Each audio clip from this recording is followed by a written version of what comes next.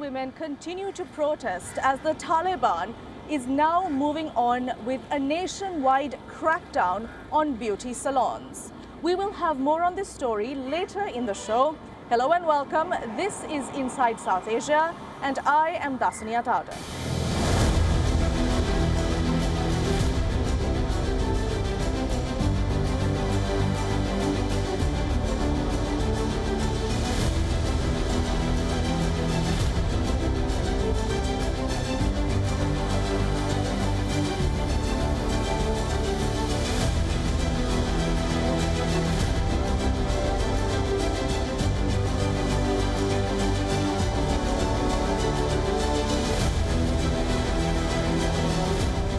Pakistan sent a senior official on a peace mission to Afghanistan in order to secure a deal to stop the spate of militant attacks by the Tehreek-e-Taliban Pakistan, also known as the TTP, that are being carried out in Balochistan and Khyber Pakhtunkhwa.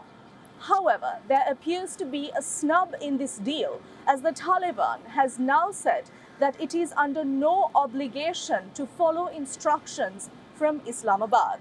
It is also added that the Doha deal is only with the United States and not with Pakistan. Here's more.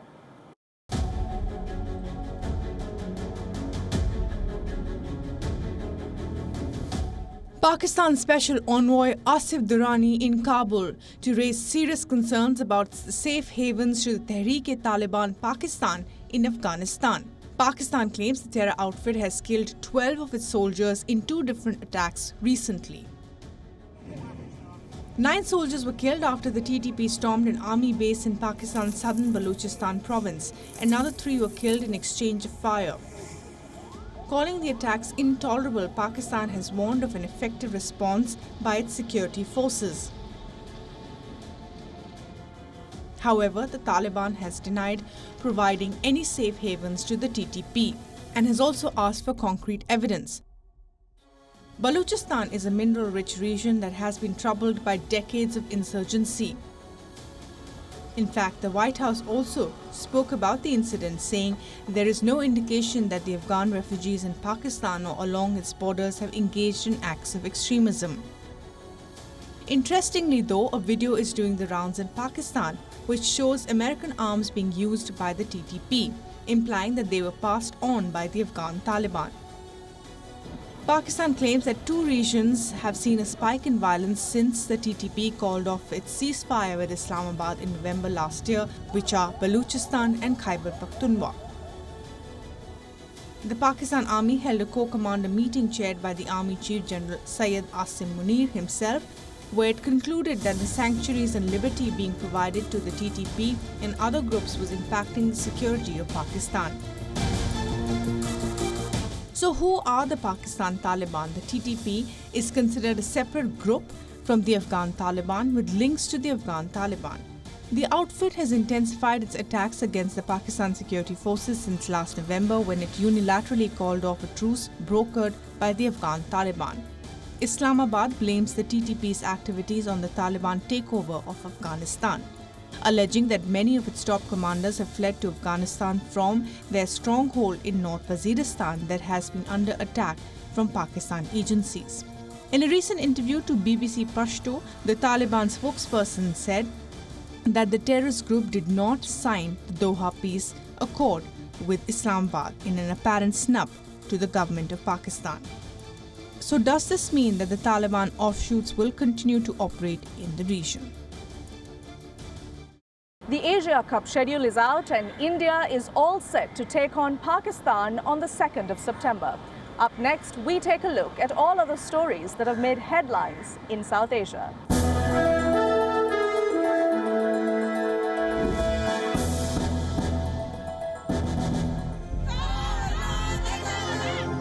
Work, food, justice. This was the slogan of dozens of Afghan women who took to the streets in Kabul to protest against the nationwide ban on beauty salons. There is a gathering of women. We are waiting for more makeup artists to arrive for justice. We want work, food, and freedom.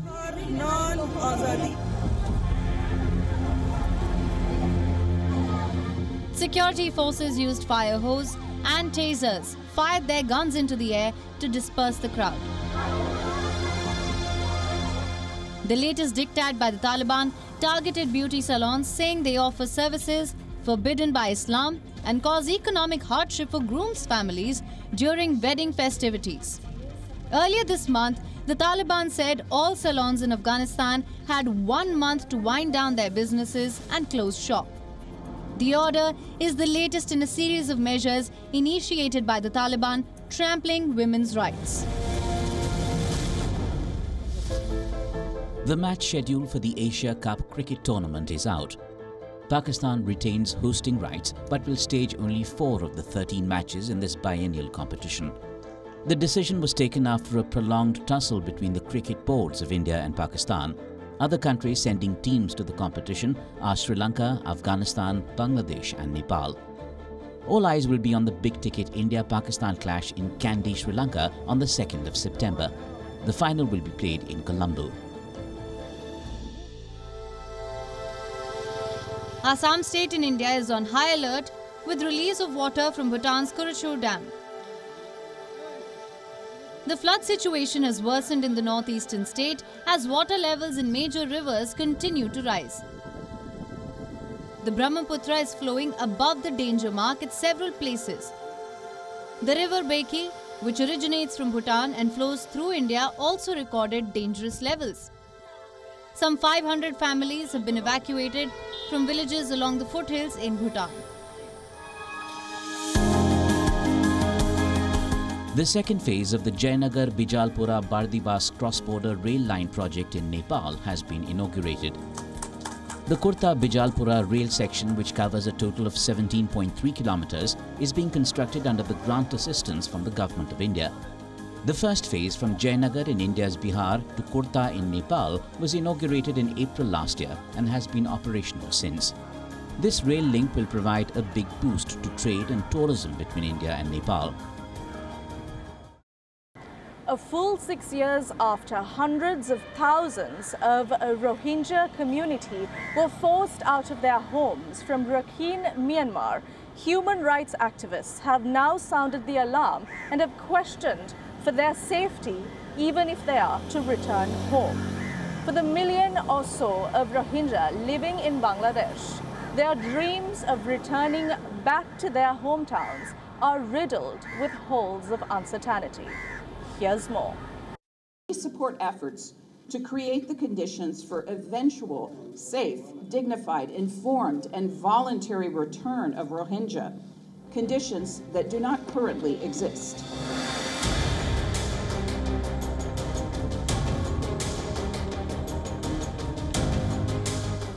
The US Undersecretary for Human Rights on a visit to Bangladesh spells out the reality of millions of Rohingyas living here who raise a voice to go home.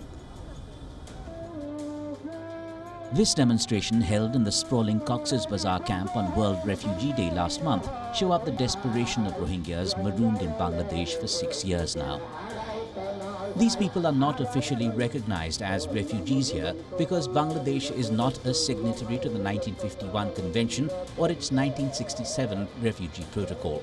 They're not eligible to refugee rights and want to go home.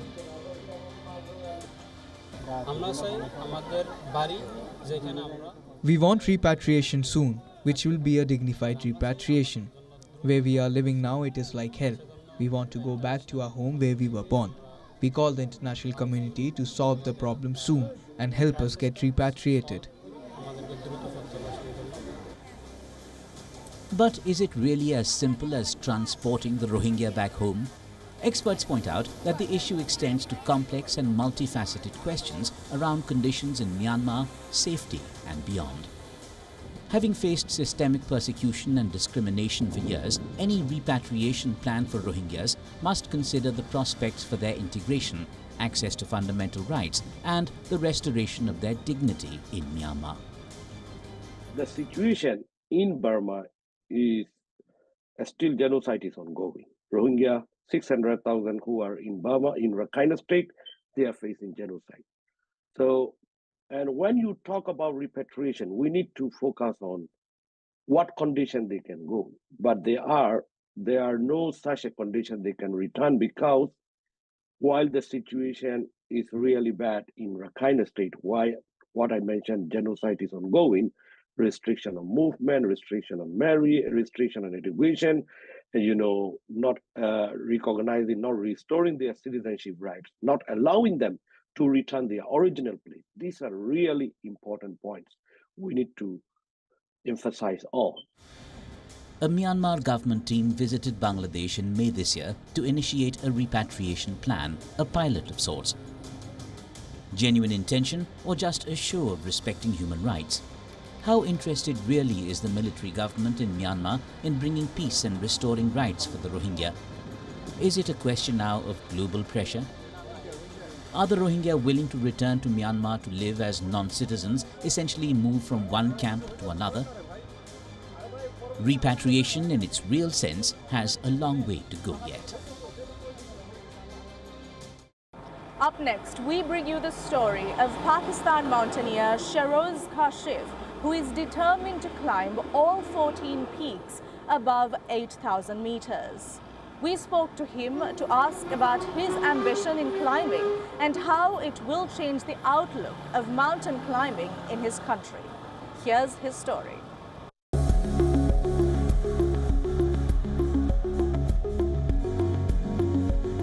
This is Shehroze Kashif, a 21-year-old mountaineer from Pakistan. Kashif is on a mission to become the world's youngest person to climb every peak above 8,000 meters. But the big question is, can he achieve this feat?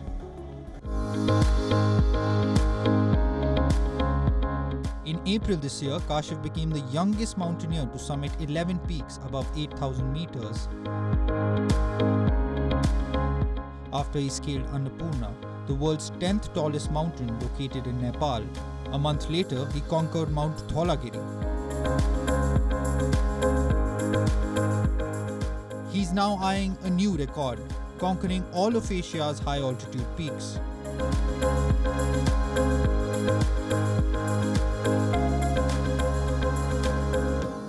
He's used to the sub-zero temperatures and biting winds on dangerous slopes. A bigger challenge is finding the funds to fulfill his dream. The main struggle for me was that I couldn't understand how government can chip in and how private sector can chip in. So I used to think that government used to fund you and, the government used to take over all responsibility of few thousands. But this is not the way. Actually, what governments do, governments own the expedition and private sectors chip in. It can be expedition like Pakistan's expedition or Pakistan on Everest like this. But I used to misunderstand this. But now, for a middle-class boy like me, actually, I sold my car and a piece of land to climb Everest because, I couldn't get it right that how to get sponsors. And I was a bit disappointed from private sectors as well. Kashif's own finances somewhere reflect that of his country. Pakistan struggling with global debt resonates in his own story too. The youth's father did all he could to ensure he never gave up on his dream. He sold his car to arrange money for Shehroze's Everest climb. The money helped him summit Everest in 2021, making him the youngest Pakistani to do so. It was for my father. But somehow my father managed to get in and he always supported me in every part of my life. I was carrying the Pakistani flag and I was singing the national anthem as well. So government actually did support me in a way that they morally support me. Just 2 months after he conquered Mount Everest, he scaled K2, becoming the youngest climber in the world to achieve this feat. That made it 2 big records in a single year. Shehroze Kashif's mountaineering journey had started when he was just 11, when most boys in his neighborhood were busy with street cricket. The major debut climb was the 3,885-meter Himalayan peak, Makra in northern Pakistan. I started from 3,000 meters and gradually I submitted 4,000, 5,000, 6,000 and then I took my training and then 8,000. So, it happens like this. Within 10 years, boom, I climbed 12,000 meters peak. But the challenge remains. There can be no underestimating the costs attached. Scaling high-altitude peaks is an expensive affair, with costs running into hundreds of thousands of dollars.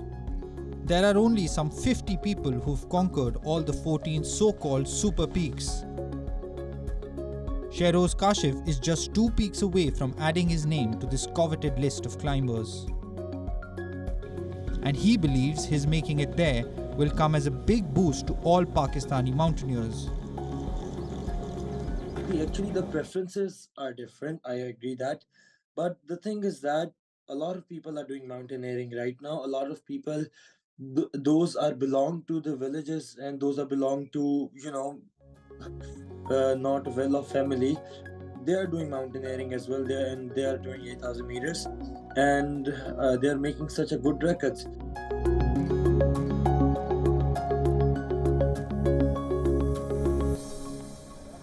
Torrential rains have wreaked havoc in large parts of North India over the past 2 weeks. Yet not too far away, in a near state of Western India's Maharashtra, farmers are facing a different rain-related calamity. Lack of rain has impacted farmers greatly, with sugarcane growers worst hit. Here's more.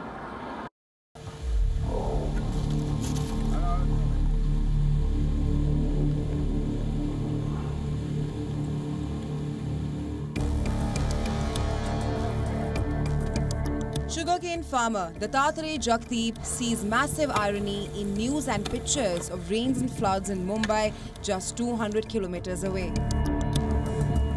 Because his 2.75 acres of land in Maharashtra's Pune district has got barely any rain. He's already spent some 2 lakh rupees, that's nearly $2,500 on his sugarcane field this year. And things don't look good ahead. Since 2 months I have prepared the land, but due to a lack of rainfall I am unable to start the plantation. There are no rains, no water in the wells as well. I come every day to my farm and see it getting dry day by day due to lack of water. I am helpless as 2 months have already been wasted. Maharashtra state in India ranks as India's #1 sugar producer. And monsoon rains in the region between June and September form a lifeblood. Not so this year. Rains are 71% less than normal, and that's taking a toll.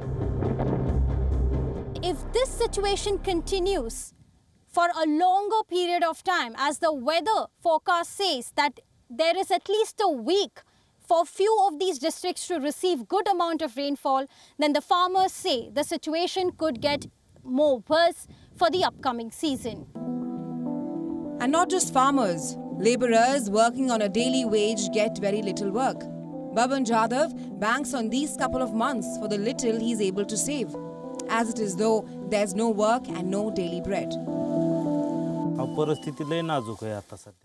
Our conditions are very poor. I earn only $2.50 to $4 a day by doing labor work at sugarcane fields. It is very difficult to survive.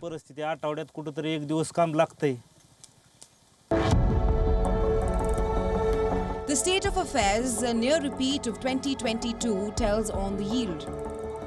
Sugar output for Maharashtra was predicted at 13.8 million tons for the 2022 and 2023 marketing year. The actual production due to a depleted sugarcane crop was just about 10.5 million tons. The authorities fear things will be worse this year. Last year, in the month of May, June and July, we had seen decent 140 mm of rains. But this year, in the same period, we have seen only 20 mm of rain in these affected districts. The upcoming crushing season is going to be affected in a huge way due to lack of rainfall. So the question is sugarcane and hence sugar going the tomatoes' way? Tomato prices have hit an all-time high across India, up to 9 times the normal. The experts believe that sugarcane could have a similar fate. When people smell the shortage of the sugar spikes, the prices of sugar will start spurting.